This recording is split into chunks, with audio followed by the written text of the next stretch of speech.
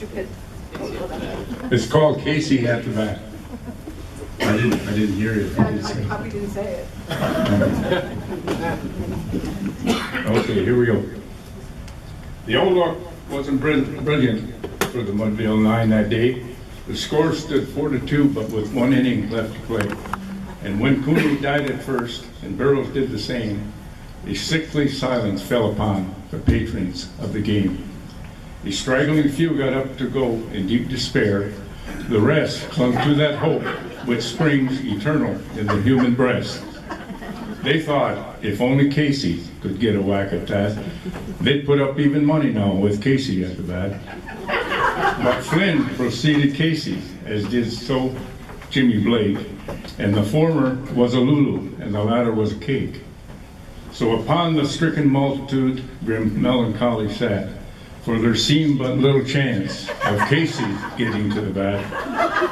But Flynn let drive a single to the wonderment of all, and Blake, the much despised, tore the cover off the ball. And when the dust had lifted and men saw what had occurred, there was Jimmy safe at second and Flynn a hugging third. Then from 5,000 throats and more, there rose a lofty yell. Just a moment, please.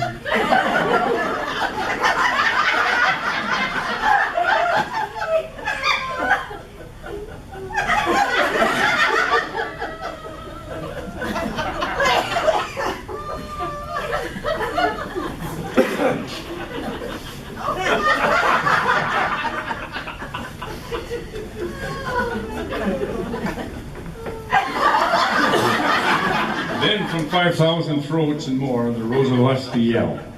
It rumbled through the valley, it rattled in the dell. It knocked down the mountains and recoiled upon the flat, for Casey, mighty Casey, was advancing to the bat. There was ease in Casey's manner as he stepped into his place. There was pride in Casey's bearing and a smile on Casey's face. And when responding to the cheers, he lightly doffed his hat. No stranger in the crowd could doubt 'twas Casey at the bat. 10,000 eyes were on him as he rubbed his hands with dirt. 5,000 tongues applauded when he wiped them on his shirt.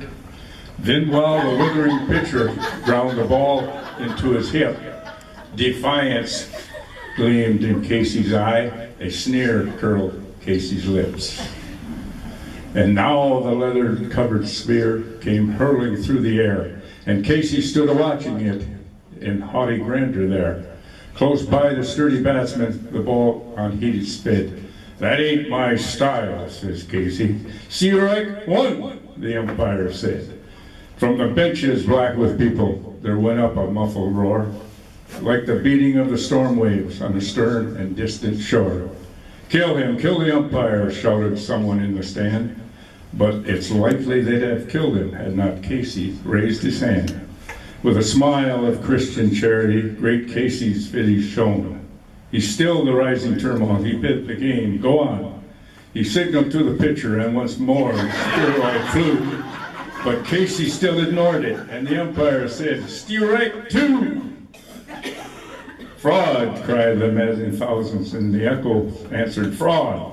But one scornful look from Casey, and the audience was awed. They saw the face grow stern and cold, they saw his muscles strain, and they knew that Casey wouldn't let that ball go by again. The sneer is gone from Casey's lip. His teeth are clenched in hate. He pounds with cruel violence his bat upon the plate. And now the pitcher holds a ball, and now he lets it go. And now the air is shattered by the force of Casey's blow. Oh, somewhere in this favored land, the sun is shining bright. The band is playing somewhere, and somewhere hearts are light. Somewhere the men are laughing, and somewhere children shout. But there is no joy in Mudville. Mighty Casey has struck out.